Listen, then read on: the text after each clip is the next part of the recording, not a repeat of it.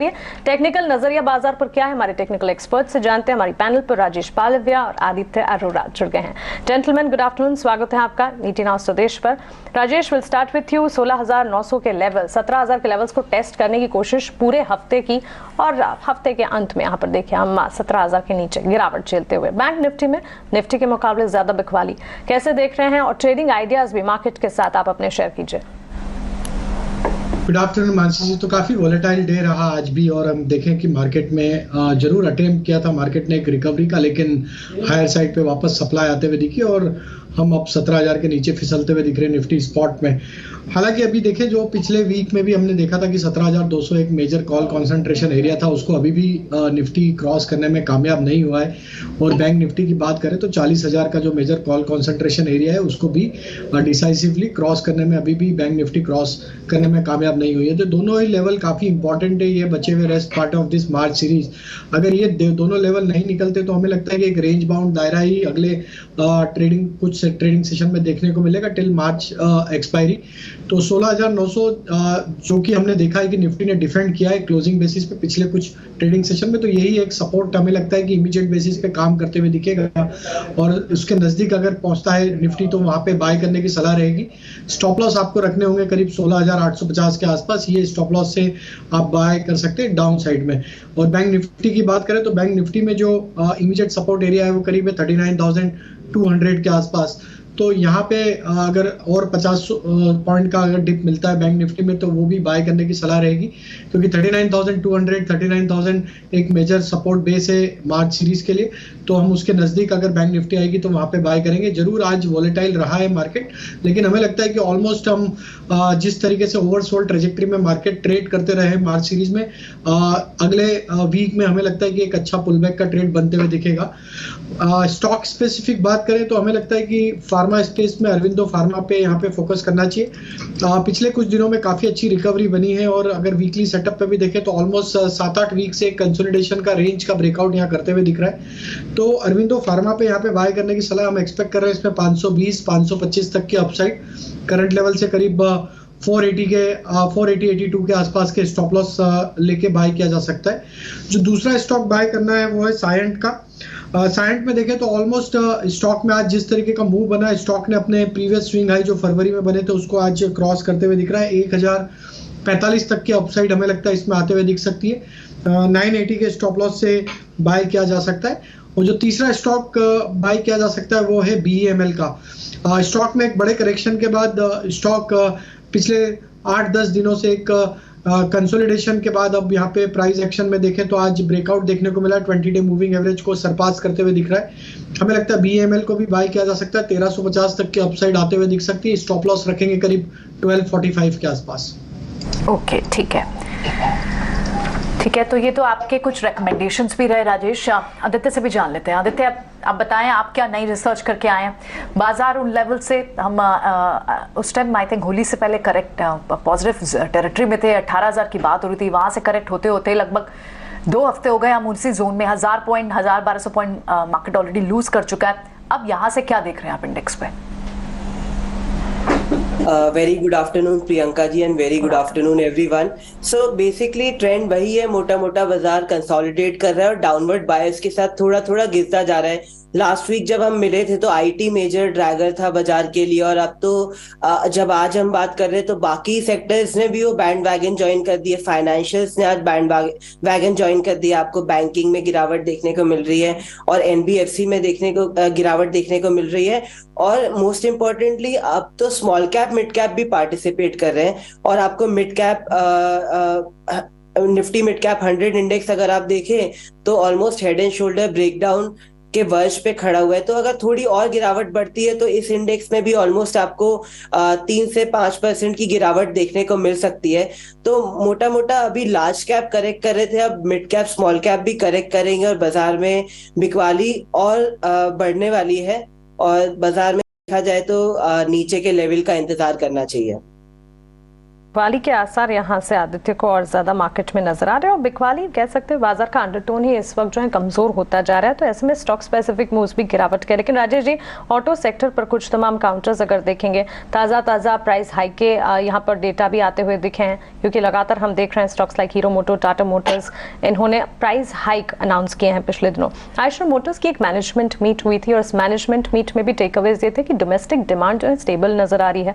आने वाले दिनों में टियर 3 सिटीज में ये जो ग्रोथ और रैंप अप हंटर इनका पर्टिकुलर जो प्रोडक्ट है इसके लिए करेंगे, उससे काफी हद तक ग्रोथ जो है वो बूस्ट अप होती हुई दिखेगी। वैसे तो बाजार की गिरावट में आयशर मोटर्स में भी बिकवाली है, लेकिन स्टॉक पर एक आपका नजरिया और इसके अलावा भी ऑटोमोबाइल चेक पर अगर आप हीरो मोटो, टाटा मोटर्स पर अपनी राय देना चाहें।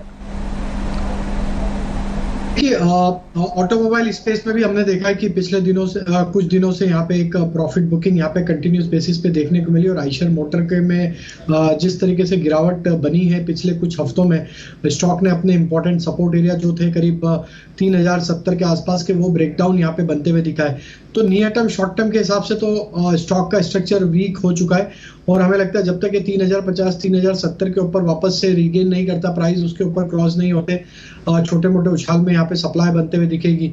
ऑन द अदर हैंड हमें लगता है जिस तरीके से यहाँ पे अभी चार्ट स्ट्रक्चर बने हैं, डाउन साइड में ये स्टॉक में हो सकता है थोड़ी गिरावट एक्सटेंड होते हुए दिखे, 2850 2820 तक की डाउन साइड भी यहाँ पे आते हुए दिख सकती है। वहीं हम दूसरे ऑटोमोबाइल स्टॉक की बात करें तो हीरो मोटर का स्ट्रक्चर भी वीक ही लग रहा है और जिस तरीके से यहाँ पे देखें 3rd 4th कंसेक्यूटिव मंथ है जहाँ पे एक कंटिन्यूस बेसिस पे एक सप्लाई यहाँ पे आते हुए दिखी है और स्टॉक में अपने जो प्रीवियस स्विंग लो थे उसका भी उसके आसपास आके ट्रेड करते हुए दिख रहा है। हमें लगता है स्ट्रक्चर तो वीक है, यहाँ पे 2260 2250 तक की डाउन साइड यहाँ पे आते हुए दिख सकती है। करंट लेवल से जिसके पास शॉर्ट पोजीशन है बने रह सकते हैं। स्टॉप लॉस जो रखना होगा वो करीब होगा 2360 के आसपास। अगर इसी सेगमेंट में हम कंपेयर करें तो यहाँ पे बजाज ऑटो का स्ट्रक्चर थोड़ा रिलेटिवली स्ट्रेंथ दिखा रहा है और हमें लगता है कि बजाज ऑटो एक स्टॉक है जहाँ पे मोमेंटम हायर साइड पे आते हुए दिख सकता है। हालांकि स्टॉक में पिछले 2 दिनों से एक प्रॉफिट टेकिंग देखने को मिली है, लेकिन स्टॉक के ओवरऑल स्ट्रक्चर देखें तो स्टॉक अपने सारे इंपॉर्टेंट मूविंग एवरेजेस के ऊपर ट्रेड कर रहा है।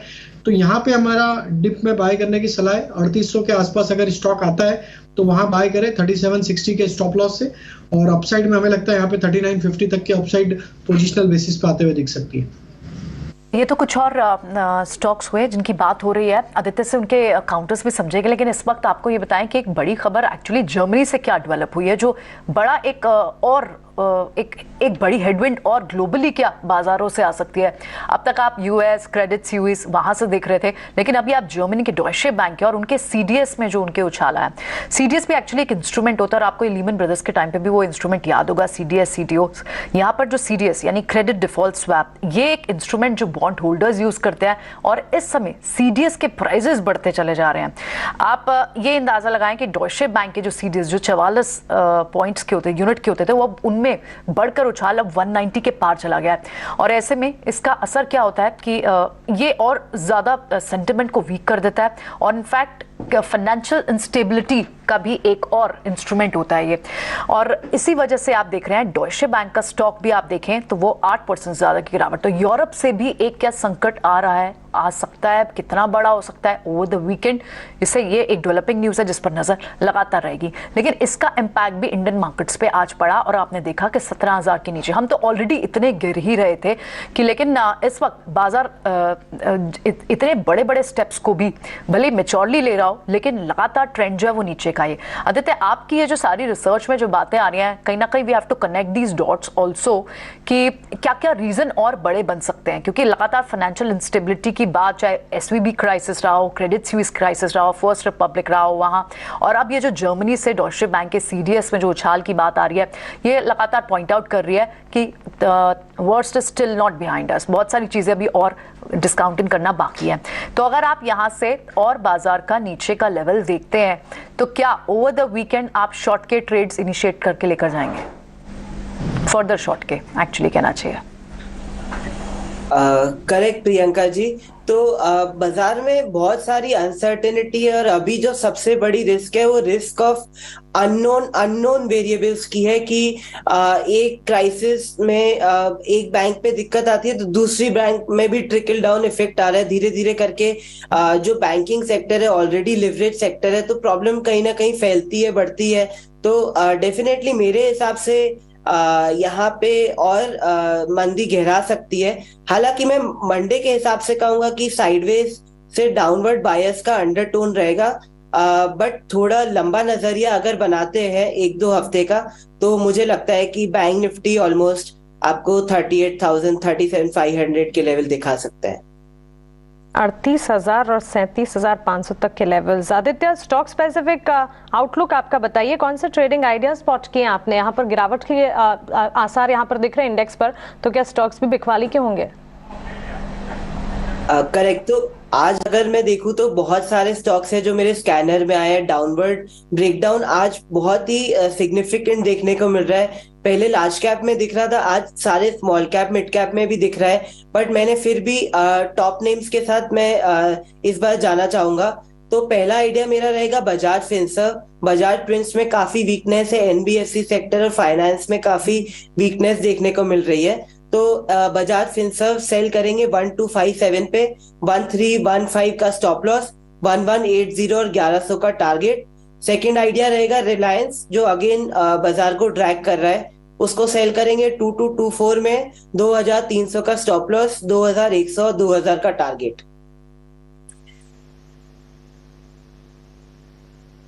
ओके, ठीक है। 2-3 खबरें बहुत अहम रही हैं, इनका इम्पैक्ट आगे दूर तलक जाएगा, सिर्फ ये आज की खबर नहीं है।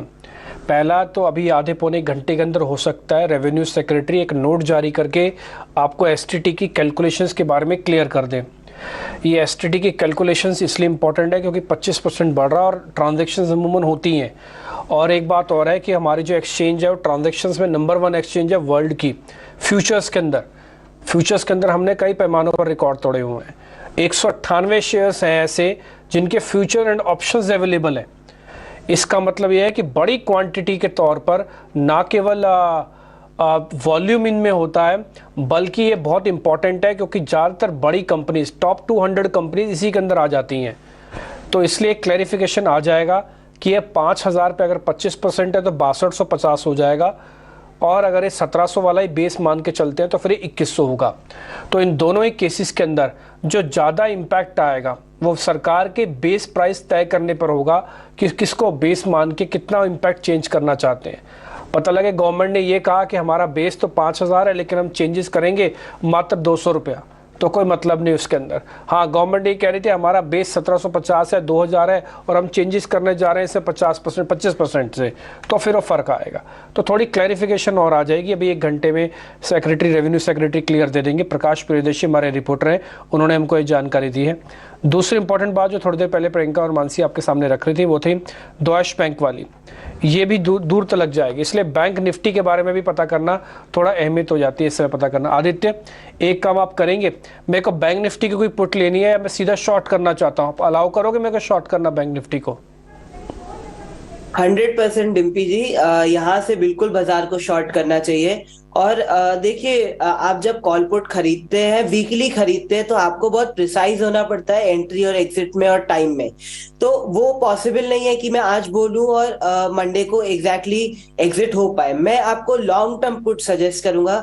किसी को भी आज बाजार में बाय करना है तो अप्रैल और मई का 40,000 का बैंक निफ्टी का पुट खरीदा जा सकता है। मुझे ऐसा लगता है 1-2 महीने में बैंक निफ्टी ऑलमोस्ट 35,000 से 30,000 आ सकता है। तो बिल्कुल मंदी करने का अच्छा अपॉर्चुनिटी है यहाँ पे।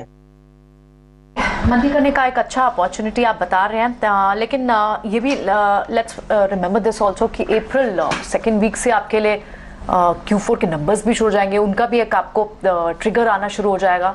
तब तक उससे पहले जहाँ पर भी शॉर्ट पोजीशंस हम देख रहे हैं लगातार, जो वीक्स है स्पेसेस, जो बैंक जैसे स्पेसेस वीक हैं, इनफैक्ट सारे स्पेसेस वीक हैं इस वक्त। तो फार्मा, FMCG, क्या आदित्य ऐसे में अगर हम एग्जिट स्ट्रैटेजी रखते हैं तो क्या डिफेंसिव बेट्स पर तो फिर भी लॉन्ग्स रखने चाहिए, चाहे FMCG हो, फार्मा हो? एक्चुअली डिफेंसिव बेट्स भी आपको अच्छा रिटर्न दिलाती है लास्ट लेग ऑफ करेक्शन में। जैसे कि आपने 2020 में देखा, फर्स्ट लेग ऑफ करेक्शन में तो इवन फार्मा ने काफी अच्छी गिरावट दी थी, एफएमसीजी में भी गिरावट आई थी। तो अभी डिफेंसिव काउंटर लाइक एफएमसीजी अच्छा कर रहे हैं, बट मैं अभी भी बाय करने की सलाह नहीं दूंगा क्योंकि ये प्रॉपर बेयर मार्केट है। आप इवन अगर 2008 की बात करें तो भी जब एक बार गिरावट चालू होती है तो आपको अक्रॉस द बोर्ड सेलिंग देखने को मिलती है, क्योंकि जो भी प्रॉफिटेबल ट्रेड्स होते हैं इन्वेस्टर्स के, इंस्टीट्यूशंस के, वो उनको सेल करके अपने लूजिंग ट्रेड्स को भी कई बार फंड करते हैं। तो अभी जो गिरावट चालू हो रही है मेरे हिसाब से बाजार में, अभी तक एक्चुअली में गिरावट नहीं चालू हुई है। अगर आप ब्रॉडली देखें तो डिस्ट्रीब्यूशन देखने को मिला, पर असली गिरावट अभी चालू होगी तो अक्रॉस द बोर्ड आपको सेलिंग देखने को मिलेगी। तो निवेशक को अभी पैसे बचाने चाहिए, पैसे बनाने से अच्छा अभी पैसे बचाने चाहिए, क्योंकि नीचे इन्वेस्ट करने का मौका जरूर मिलेगा। बचाने चाहिए, पोजीशंस अगर हैं तो इंटैक्ट रखा जाए, लेकिन नई पोजीशंस के लिए इस वक्त थोड़ा सा रुक जाएं, क्योंकि बाजार में काफी कुछ हुआ है और आज ही के दिन में इनफैक्ट इतने सारे इवेंट्स हैं और जितने भी इवेंट्स आए हैं वो बाजार के लिए बेहतर साबित तो नहीं हुए। आज सुबह से जैसे हमने देखा, निवेश के लिए अलग नियम, डेट म्यूचुअल फंड में अब एलटीसीजी का फायदा, इंडेक्सेशन का फायदा नहीं मिलना, उसके ठीक बाद हमने देखा एसटीटी पर कंफ्यूजन, और अब आखिर में यूरोपियन मार्केट से डॉयश बैंक की तरफ से जिस तरह के सेंटिमेंट्स खराब होते हुए दिखे, सीधा असर है जो कि भारतीय बाजार पर है। थोड़ा सा रुक जाएं, थोड़ा संभल जाएं। फ्राइडे है तो चलिए फ्राइडे वीकेंड को ही एंजॉय करने की कोशिश करते हैं, और फ्राइडे और वीकेंड में खास आप क्या कर सकते हैं, वीकेंड का धमाका लेकर हमारे साथ प्रशांत जुड़ गए हैं। वीकेंड का प्लान क्या बनाया जाए प्रशांत? बॉलीवुड और हॉलीवुड में टक्कर है या कहीं पर किसी का पलड़ा भारी है? देखिए, मैं ये कहूंगा कि पलड़ा भारी जो है वो फिलहाल हॉलीवुड का ज्यादा दिख रहा है, कम से कम मेरी नजर में, क्योंकि ये दोनों फिल्में जो मैंने देखी हैं, हालांकि दोनों ही फिल्में, खासतौर पे जब मैं हॉलीवुड और बॉलीवुड की टक्कर की बात करता हूं, तो जो दो फिल्में इस बार हाईलाइट हैं, उन दो फिल्मों में मुझे लगता है एंटरटेनमेंट फैक्टर जिसका है वो हॉलीवुड फिल्म का ज्यादा है। हालांकि दूसरी फिल्म जो कि भीड़ है वो भी एक तरह का सीरियस एंटरटेनमेंट देती है, तो वहां पे भी बातें हो रही हैं। तो सबसे पहले हम जरा बात करेंगे फिल्म भीड़ की। तो अभी जो तस्वीरें आप देख रहे हैं ये दरअसल जॉन विक 4 की है, इस पे भी हम आएंगे, लेकिन पहले हम आएंगे फिल्म भीड़ पर। यह फिल्म अनुभव सिन्हा के डायरेक्शन में बनी है। तो भीड़ जो है, अगर हम बात करें तो अनुभव सिन्हा की ये फिल्म दरअसल लॉकडाउन जब पूरे देश में लगा था तो उस समय किस तरह की परिस्थितियां बनी थी, और इसमें एक खास तरह की कहानी लेकर आती है और हर पहलू से उसको सामने रखती है। लेकिन बड़ी डिफिकल्ट फिल्म है। डिफिकल्ट इसलिए क्योंकि इसे देखते वक्त थोड़ा सा आप असहज होंगे और बहुत से ऐसे सीन हैं जो थोड़ा सा आपको परेशान भी करेंगे। बहुत ज्यादा जो कहते हैं ना सीरियस एंटरटेनमेंट, अपने टेंशन में ये थोड़ा आपको एंगेज रखेगी। इस लिहाज से ये फिल्म है तो इंपॉर्टेंट, लेकिन बहुत सी ऐसी चीजें हैं जो एक रेगुलर जो फिल्म दर्शक है उसको शायद परेशान कर सकती हैं। अनुभव सिन्हा की एक लेगेसी रही है। मुल्क की बात कर लें, आर्टिकल 15 का देख लें, थप्पड़ उन्होंने बनाई, और हाल ही में उन्होंने नॉर्थ ईस्ट में जिस तरह के तमाम क्राइसिस है और क्लैशेस हैं उसको लेकर उन्होंने अनेक फिल्म बनाई थी आयुष्मान खुराना के साथ। तो एक तरह की उनकी फिल्में जो हैं वो विषयों पे ऐसी होती हैं जो थोड़ा सा आपको बेचैन करेंगी। दूसरी अगर फिल्म की बात करूं, जॉन विक, हॉलीवुड की एक बड़ी लेगेसी रही है इस फिल्म की। कियानो रीव्स जो है वो सबके फेवरेट हैं और उनकी इस फिल्म का ये चौथा चैप्टर है। मैं ये दावे से कह सकता हूं कि इस सीरीज में ही नहीं, हाल फिलहाल जो आपने हॉलीवुड फिल्में देखी हैं कम से कम इस जॉनर में, वहां पर यह फिल्म जबरदस्त तरीके से एंटरटेन करती है। क्या जबरदस्त एक्शन सीन्स हैं, किस तरह के यहां पर जो एक एटमॉस्फेयर क्रिएट किया गया है वो पूरा असर करता है। मुझे ये फिल्म इतनी शानदार लगी कि मुझे लगता है कि मैं दोबारा भी इस फिल्म को जरूर देखूंगा और सबसे कहूंगा कि ये फिल्म जरूर देखें। इसके अलावा ओटीटी पे भी लोगों के लिए ढेर सारा मसाला है। चोर निकल के भागा नेटफ्लिक्स पर एक फिल्म रिलीज हुई, हालांकि ये फिल्म देखी नहीं है मैंने, तो मैं इस पर कोई राय नहीं दे सकता। यामी गौतम और विकी कौशल के भाई सनी कौशल इस फिल्म में है और इस फिल्म का ट्रेलर बड़ा पसंद किया गया। आप देखते हैं कि ये फिल्म किस तरह से निकल कर आती है।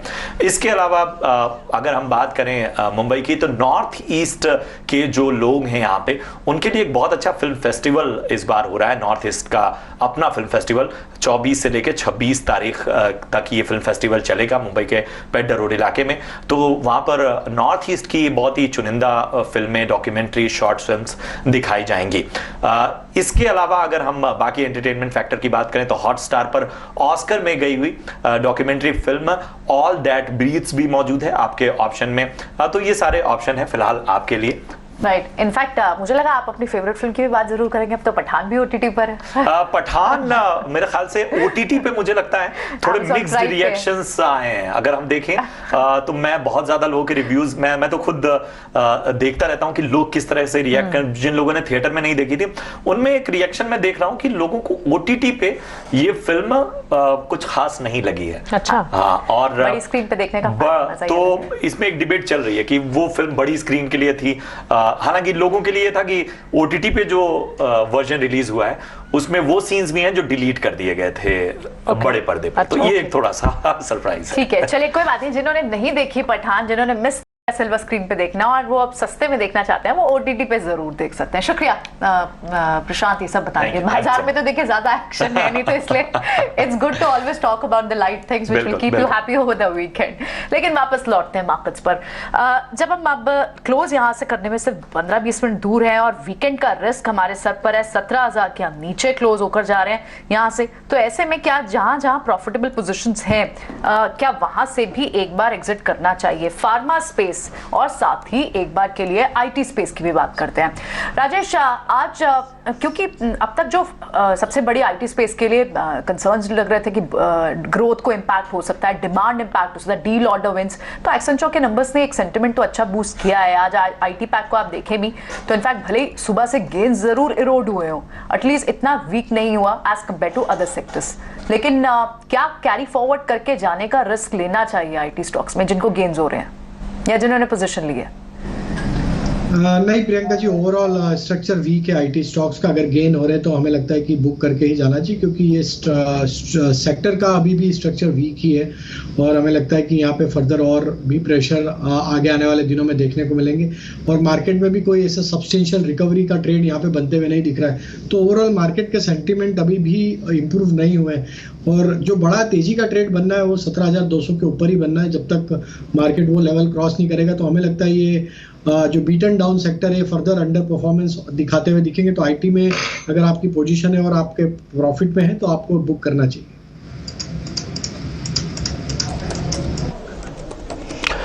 ओके, ठीक है।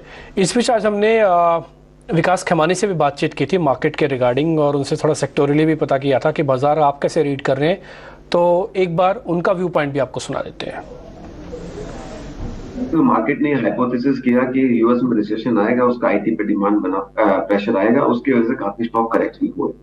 पर आप देखेंगे तो पिछले 4-5 क्वार्टर्स के नतीजे, हर क्वार्टर में जो कंपनी है उन्होंने अपनी ऑर्डर बुक को अच्छे से अपडेट किया है, इंक्लूडिंग आप एक्सेंचर के रिजल्ट्स देखेंगे तो उन्होंने ऑर्डर बुक बहुत अच्छे से, गाइडेंस को कम नहीं किया। तो सब आईटी कंपनी गाइडेंस को मेंटेन बरकरार करे हुए हैं, ऑर्डर बुक अच्छी जीत रहे हैं। तो मुझे पता नहीं है कि और यूएस में अगर कोई आज एक सीईओ बड़ा कॉन्ट्रैक्ट देता है या कोई कंपनी बड़ा कॉन्ट्रैक्ट देती है, आप ये तो मानेंगे कि उसको ये पता है, अगर हम सबको पता है रिसेशन आएगा तो बड़ा कॉन्ट्रैक्ट स्पेंडिंग कर रहा है, उसको तो पता है रिसेशन आ सकता है, उसके बावजूद भी दे रहा है। तो ऐसे सिचुएशन में आदमी आईटी का कॉन्ट्रैक्ट कब देता है? जब उसके लिए बहुत एसेंशियल हो, नेसेसरी हो। And that is the point हम लोग वी आर मेकिंग कि दिस टाइम अराउंड आईटी का काफी बड़ा डिमांड जो है नॉन डिस्क्रिशनरी है, वो उनको खर्चा करना ही पड़ेगा, क्योंकि with digitization and cloud migration ये जो नया थीम चालू हो रहा है, ये हर कंपनी को अपने सारे सिस्टम को रीओरिएंट करना पड़ेगा। It is not good to do, it is have to do. And ये जो सिचुएशन है उस चक्कर में सब कंपनियों को अपना अपना आईटी स्पेंड बढ़ाना पड़ रहा है, उससे कॉस्ट रिडक्शन भी होता है, एफिशिएंसी भी आती है। तो मेरा मानना है कि ये एक अच्छा ट्रेंड है। हाँ, ये ऐसा है कि आईटी सेक्टर बड़ा बेस होने की वजह से आप 14-15% का ग्रोथ भी करें तो बहुत बड़ी बात है।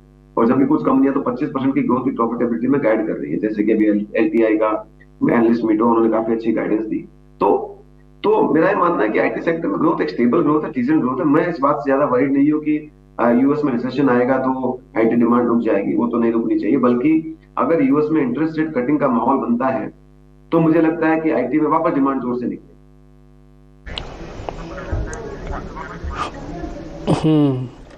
ठीक है, तो यहाँ पे आप विकास खमानी को सुन रहे थे। खैर मार्केट इस बीच बहुत अच्छे लेवल पे क्लोज नहीं करके जा रहा है। एक बार आप बैंक निफ्टी दिखा दीजिए, 152 अंकों का नुकसान इस समय है।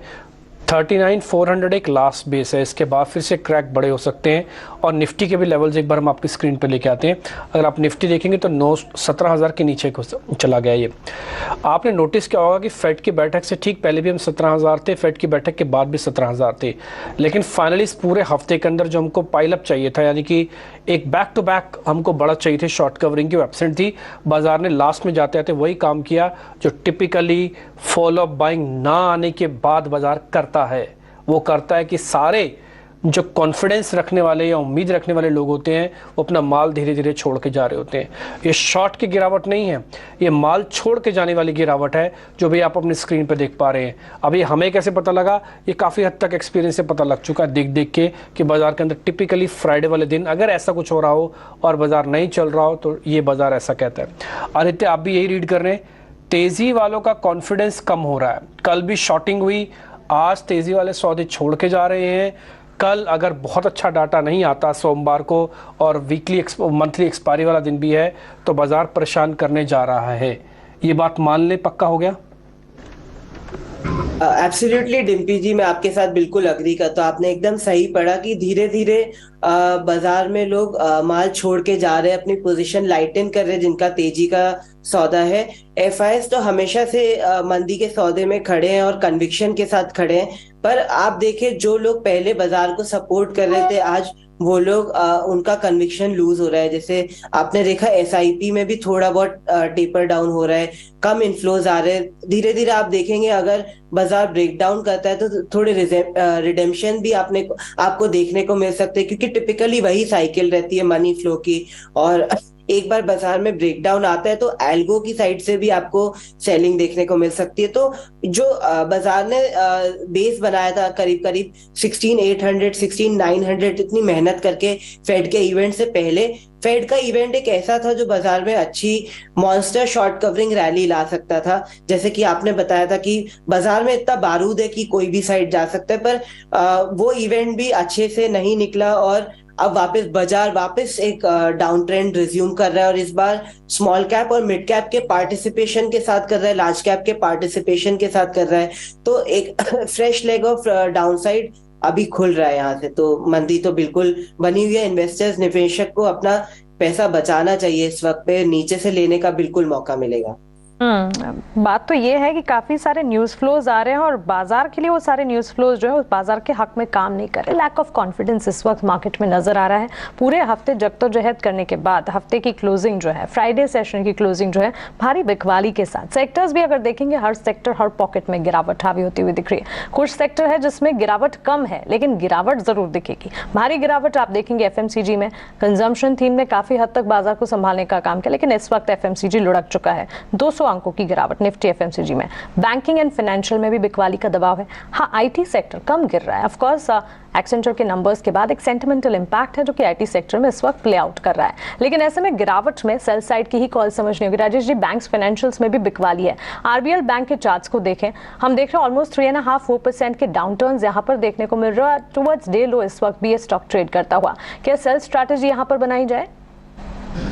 तो बिल्कुल मानसी जी, स्टॉक का स्ट्रक्चर तो वीक हो चला है और जिस तरीके से यहाँ पे स्टॉक में डेली वीकली चार्ट पे ब्रेकडाउन मिला है, हमें लगता है ये अपने प्रीवियस स्विंग लो जो कि बने थे करीब 132 उसके नीचे भी फिसलता हुआ दिखेगा।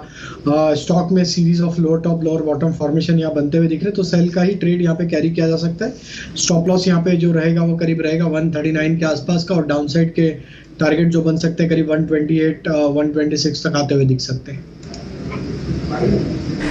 तो बैंक्स पर तो खैर दिक्कत है, और इनफैक्ट दिक्कत तो सारी स्पेसेस में। इनफैक्ट आप बैंक निफ्टी को इस वक्त देखें तो 39,400 के पास है और 17,000 के नीचे इस वक्त निफ्टी ट्रेड करता हुआ दिखाई दे रहा है। लेकिन जो पीएससी स्पेस था आदित्य एक बार के लिए, जो एनर्जी पावर और इनफैक्ट जितने भी ये स्पेस थे, कोल इंडिया जैसे काउंटर हो, पावर ग्रिड, एनटीपीसी ऐसे काउंटर्स हो, क्या इनमें भी स्ट्रेंथ नहीं दिख रही है?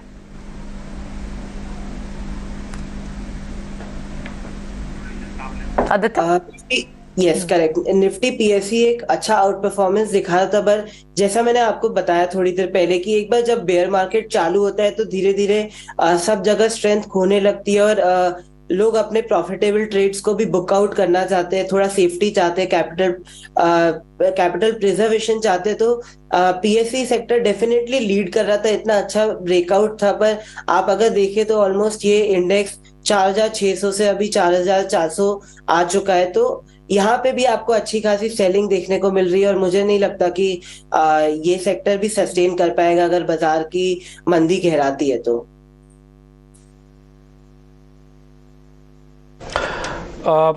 अभी 3:18 हो चुके हैं। राजेश सर, मैं 2-3 शेयर ना आपसे फटाफट से पूछ रहा हूँ, आप जरा देख के बता दीजिएगा इनका करना क्या है। शॉर्ट के कैंडिडेट ज़्यादा होंगे। एस्कॉर्ट्स देखिएगा सर, ज़्यादा वीक है या फिर संभल जाएगा, या इसको शॉर्ट करके ले जाएं? नहीं डिम्पी जी, स्टॉक का स्ट्रक्चर तो वीक है, शॉर्ट करके ले जाया जा सकता है। स्टॉक में हमें लगता है डाउन साइड एक्सटेंड होगी और पूरा ऑटोमोबाइल सेक्टर एक सेलिंग प्रेशर में ट्रेवल कर रहा है, तो हमें लगता है कि डाउन साइड के टारगेट इसमें 1770 तक आते हुए दिख सकते हैं। स्टॉप लॉस रखें शॉर्ट करने का करीब 1855 के आसपास। और है मेरे पास सर शॉर्ट के लिए ही। एक तो अपोलो हॉस्पिटल चेक करो, क्या ये वीक हो रहा है? क्योंकि चैनल के अंदर है और चैनल का भी ब्रेकडाउन कर सकता है ये। अपोलो हॉस्पिटल में थोड़ा वेट करना चाहिए शॉर्ट करने के लिए। एक वीकली सपोर्ट के आसपास ट्रेड कर रहा है। वीकली चार्ट पे इसका इंपॉर्टेंट सपोर्ट जो है वो करीब 4250 4200 के आसपास के हैं, तो हमें लगता है वो लेवल टूटेगा तो फिर ये कंटिन्यूटी रहेगी इसके डाउन ट्रेंड की। जरूर स्टॉक ने थोड़ा सा रिवर्सल के चांस दिए, तो हमें लगता है अभी तो अवॉइड करना चाहिए। यहाँ पे वीकनेस का ट्रेड 4200 के नीचे ही इनिशिएट करेंगे। एक और है राजेश सर, वो आप जरा वो भी चेक कर लो, वो है एयू स्मॉल फाइनेंस। ये बार बार एक पहले बड़ी रेंज के अंदर था, धीरे धीरे रेंज नैरो हुई है और उसका ब्रेक डाउन करने की चांसेस में है ये अगर टूटा तो फिर ठीक ठाक सा गिरावट आ सकती है। एक बार इसके बारे में और बता दीजिए आप। यहाँ पे स्ट्रक्चर वीक है तो एयू बैंक में हमें लगता है शॉर्ट का ट्रेड कैरी किया जा सकता है। डाउन साइड में हमें लगता है कि अब ये स्टॉक ऑलरेडी अब 570 के नीचे ट्रेड कर रहा है, जो कि इंपॉर्टेंट लेवल थे। अब ये 570 के स्टॉप लॉस से पोजीशन कैरी करें। डाउन साइड में जो टारगेट आ सकते हैं वो करीब 540 535 तक आते हुए दिख सकते हैं। आप अपने स्क्रीन पर एक खबर देख रहे हैं। नायका से जुड़ी रॉयटर्स के हवाले से खबर आती हुई, कंपनी के 5 एग्जीक्यूटिव्स ने पद से इस्तीफा दिया है। इस वक्त ये खबर आपके स्क्रीन पर। Nykaa new age technology stocks में नायका की अगर बात करें, इनके सीसीओ और होलसेल बिजनेस के सीईओज ने अपने पद से इस्तीफा दिया है, तो मैनेजमेंट से रेजिग्नेशन की खबर। लेकिन चलिए बाजार के डाउन साइड में आदित्य 2 स्टॉक्स है मेरे पास, L&T फाइनेंस होल्डिंग और Manappuram finance. Gold financing counters में इस हफ्ते की शुरुआत में हमने एक अप मूव देखा था, लेकिन ट्रेंड तो ऑन नेगेटिव साइड ही नजर आता है। दोनों स्टॉक्स के चार्ट चेक कीजिए और डेरिवेटिव सेगमेंट में है, तो क्या सेल स्ट्रैटेजी यहां से ज्यादा, और अगर हाँ, क्योंकि डे लो पे ये ट्रेड कर रहे हैं, कहां तक टारगेट्स नीचे के दिखेंगे? जी आज ही हमने हमारे क्लाइंट्स को L&T फाइनेंस में शॉर्ट सजेस्ट किया है और ऑलमोस्ट अभी 2.5% की गिरावट के साथ ये स्टॉक ट्रेड कर रहा है। इसमें लगता है कि एज पर टेक्निकल पैटर्न्स मंदी गहरा सकती है और इसमें लेवल आ सकते हैं 80 और 75 के। Okay fine.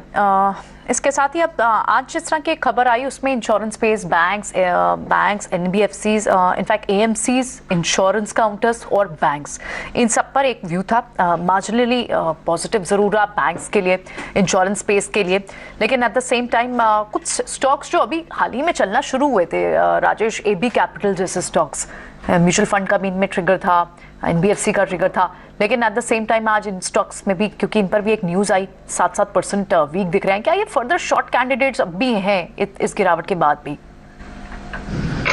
तो बिल्कुल प्रियंका जी, आज AMC स्टॉक्स में और फाइनेंशियल स्टॉक्स में काफ़ी सेलिंग प्रेशर देखने को मिली और हमें लगता है कि इस तरीके के माहौल में फाइनेंशियल स्टॉक्स में सप्लाई प्रेशर एक्सटेंड होते हुए दिखते हैं, तो हमें लगता है यस यहाँ पे अभी फर्दर और डाउनसाइड ओपन होते हुए दिख सकती है और हमें लगता है कि यहाँ पे शॉर्ट के ट्रेड बिल्कुल यहाँ पे ओपन रखना चाहिए।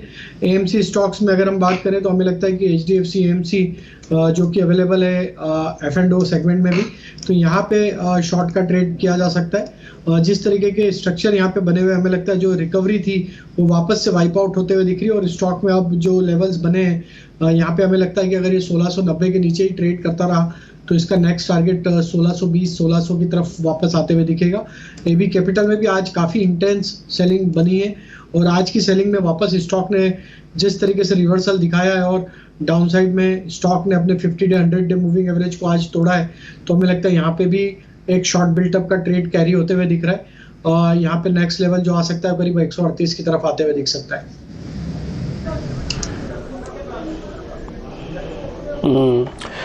इसके अलावा कुछ कुछ ऐसे शेयर्स भी हैं कैश के जहाँ पे क्लोजिंग आज ठीक मिल रही है। एक ITI का मैं आपको शेयर दिखाता हूँ, ITI इसकी क्लोजिंग आज अच्छी देखने को मिल रही है आपको। एक अगर आप अडानी ग्रुप के तीनों कैश के स्टॉक्स देखेंगे, ग्रीन, ट्रांसमिशन और टोटल गैस, इनकी भी क्लोजिंग ख़राब नहीं है। हर निशान में बाकायदा अडानी ग्रीन तो 5% के सर्किट पे। जरा जल्दी से दिखाते जाइए आदित्य। मैं जरा 2-4 शेयर आपसे पता कर रहा हूँ, जरा मेरे को बताइएगा इसमें क्या करना है। एजिस लॉजिस्टिक कैश का शेयर है, आज की क्लोजिंग ख़राब नहीं है, आज के लो से अच्छा रिकवर करके आया ये। 381 का आज का लो, अभी चल रहा है 399, क्लोज भी ठीक कर रहा है ये डेज हाई पे। BTST कर दे, कैश का सौदा है, एजिस लॉजिस्टिक के नाम से मिलेगा, AEGIS। बहुत बेहतरीन चार्ट पैटर्न आपने ढूंढा है डिम्पी जी, पर पैटर्न बहुत अच्छे हैं, पर आप समझिए कि अगर बाजार में ओवरनाइट गिरावट आती है और जैसे कि हम देख रहे हैं गैप अप गैप डाउन हो रहा है, तो ये पैटर्न्स भी वर्क नहीं करेंगे। टेक्निकली अभी अच्छा दिख रहा है, पर मैं सलाह नहीं दूंगा तेजी करने की, क्योंकि अगर ओवरनाइट आपको गैप देखने को मिल सकता है तो स्टॉप लॉस हिट होने के चांसेस है। ठीक है, ऑल राइट। लेकिन ऐसे में क्या डायग्नोस्टिक हॉस्पिटल, अपोलो हॉस्पिटल जैसे काउंटर्स जहाँ फिर भी थोड़ी स्ट्रेंथ आपको दिखती है, क्या उन काउंटर्स में जो अभी तक गेन्स थे उन्हें अभी एक बार के लिए प्रोटेक्ट करके बुक कर लें, प्रोटेक्ट करें या फिर कैरी फॉरवर्ड करें अपोलो हॉस्पिटल पे आदित्य? अपोलो हॉस्पिटल भी आप देखें तो थोड़े समय से ऑलमोस्ट 4600 का एक बार हाई लगा के थोड़ा सा मंदी ही दिखा रहा है, डाउनवर्ड बायसनेस के साथ ट्रेड कर रहे हैं। तो मेरी यही राय रहेगी कि इसमें तो एक बार निकल जाना चाहिए, क्योंकि इसका जो इम्पोर्टेंट टेक्निकल लेवल है वो 4100 4200 का सपोर्ट है। एक बार वो ब्रेक कर देता है तो फिर इसमें और थोड़ी गिरावट आ सकती है, तो अभी बेचने की राय रहेगी, नीचे से खरीदने का अच्छा ऑप्शन रहेगा।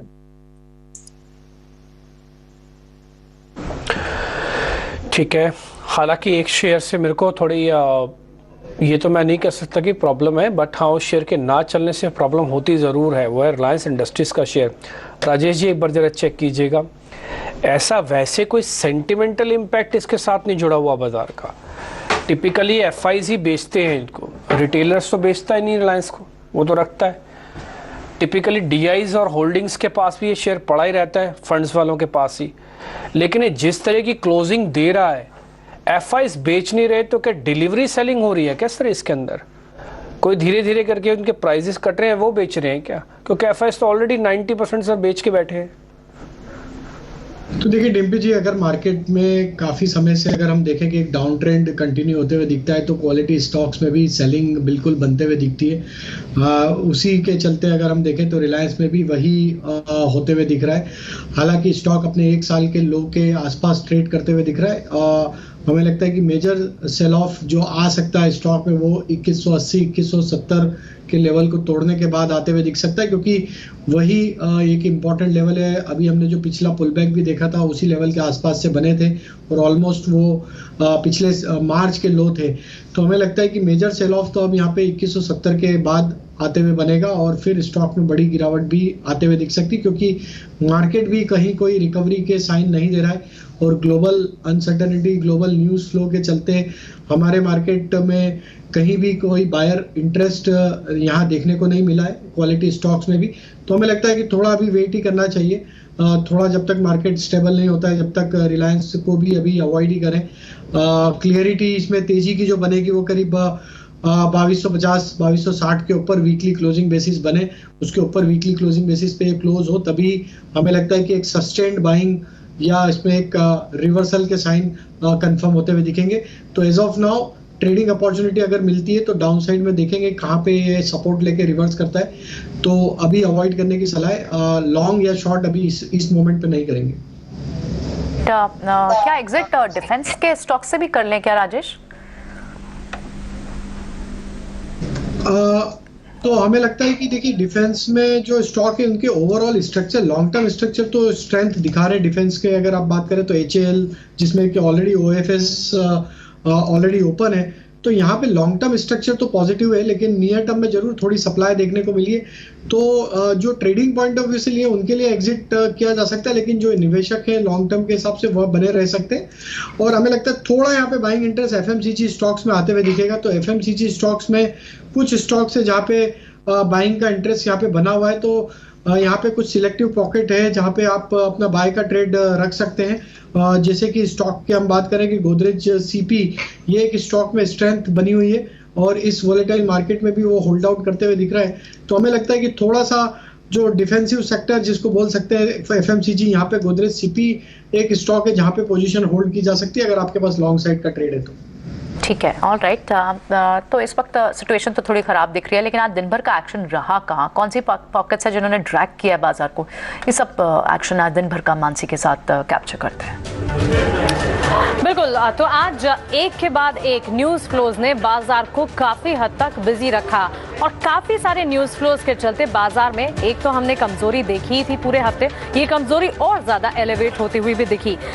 सबसे पहले 1 अप्रैल से जो नियम निवेश में बदलाव के आते हुए देखने को मिले, जहां डेट म्यूचुअल फंड में LTCG इंडेक्सेशन के बेनिफिट्स नहीं मिलने की खबर आई, वो सबसे बड़ा डेवलपमेंट, सबसे बड़ी खबर थी। उसके ठीक बाद F&O ट्रेड्स में STT को लेकर कंफ्यूजन की खबर during the session in the afternoon आती हुई दिखी और आखिर में काफी हद तक बाजार में ये सारी खबरों के चलते कंफ्यूजन, वॉलेटिलिटी, गिरावट नजर आ रही थी और यूरोप के बाजार फिर गिरे। और यूरोप के बाजार में भी बैंक्स फाइनेंशियल्स, डॉयश बैंक की तरफ से जो खबर आती हुई, डॉयश बैंक के CDS में जिस तरह से हमने देखा स्वैप में उछाल से यूरोप के मार्केट्स में गिरावट देखने को मिली और ये कह सकते हैं कि आग में घी डालने का काम किया। यूरोपियन मार्केट्स भी गिरे तो ग्लोबल सेंटिमेंट्स भी खराब हुए, उसी के चलते हमने देखा बिकवाली का दबाव बाजार में, हर सेक्टर, हर पॉकेट में गिरावट। आज सुबह एक खबर थी जिसने IT सेक्टर को संभाला, एक्सेंचर के results, positive set of numbers देखने को मिले। ऑफ कोर्स वहां से भी पॉजिटिव और नेगेटिव थे, लेकिन ज्यादा पॉजिटिव साइड पे नंबर्स थे। क्लियरली हमने देखा उन नंबर्स के चलते IT सेक्टर में एक्शन नजर आया।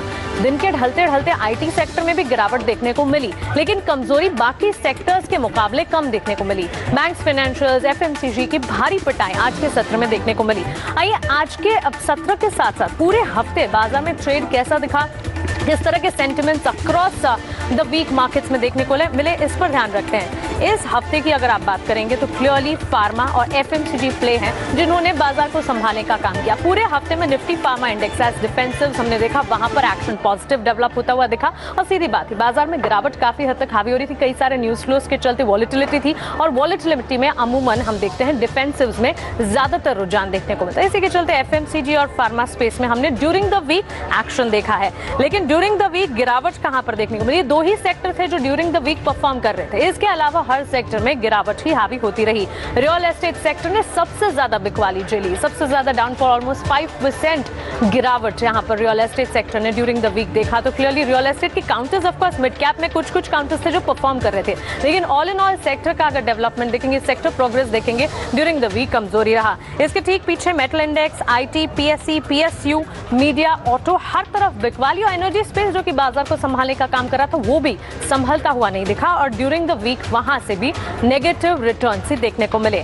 स्टॉक स्पेसिफिक आ जाइए, HDFC लाइफ इंश्योरेंस में ड्यूरिंग द वीक हमने देखा करीब 4% की तेजी, ब्रोकरेज रिपोर्ट्स थे वहां से और कुछ हद तक पॉजिटिव डेवलपमेंट्स की खबरें आती हुई लाइफ इंश्योरेंस प्ले पर पॉजिटिव ब्रोकरेज ने काम किया। SBI लाइफ में भी ड्यूरिंग द वीक ऑलमोस्ट 3.5-4% के अप मूव्स देखने को मिले, लेकिन ICICI बैंक, अल्ट्राटेक सीमेंट, सन फार्मा ये कुछ तमाम काउंटर्स थे जो कि हफ्ते भर में अच्छा रिटर्न दिखा रहे थे। आज इनके स्टॉक प्राइस को देखेंगे तो बिकवाली ही देखेंगे, क्योंकि आज तो बाजार का माहौल ही काफी हद तक ढीला है, काफी हद तक कमजोर देखने को मिला, लेकिन during the week in stock से परफॉर्म जरूर किया था। Losing candidates Adani Enterprises, Adani Ports almost 6.5-7.5% तक की गिरावट इस पूरे हफ्ते देख चुके हैं।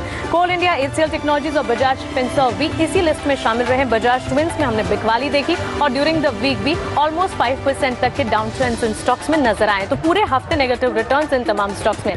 सेक्टर स्पेसिफिक अप्रोच अगर देखेंगे, बैंक्स एंड फाइनेंशियल जहां से उम्मीदें ज्यादा होती है वो सेक्टर से भी हमने देखा कमजोरी हावी होती रही।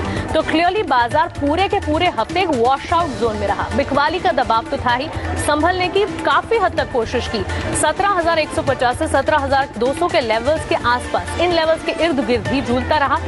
17,200 से ऊपरी स्तरों से, ऊपरी सिरे से काफी हद तक गिरावट हर सेशन में देखी और आज तो इनफैक्ट सारे के सारे लेवल्स को ही तोड़ते हुए 16,945 के लेवल्स पर ऑलमोस्ट 150 पॉइंट्स के डाउन ट्रेंड के साथ निफ्टी में क्लोजिंग देख रहे हैं।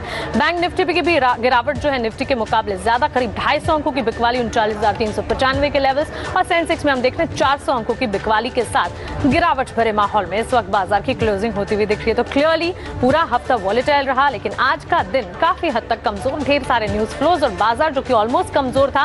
ग्लोबल सेंटिमेंट्स वीक थे, डोमेस्टिक सेंटिमेंट्स वीक थे, हर तरफ से वीक सेंटिमेंट्स ने बाजार को और ज्यादा गिराया। चलिए शुक्रवार का सेशन, उम्मीद यही करते हैं कि मंडे सेशन में कुछ बाजार के लिए पॉजिटिव अपमूव्स, कुछ पॉजिटिव ट्रिगर्स आए और बाजार की जो सुस्ती है, बाजार की जो गिरावट है, ये संभलती दिखे। आदित्य, राजेश जी, आपका बहुत शुक्रिया हमारे साथ जुड़ने के लिए और मार्केट पर अपने सेंटिमेंट्स, अपने स्टॉक स्पेसिफिक व्यूज हमारे साथ शेयर करने के लिए।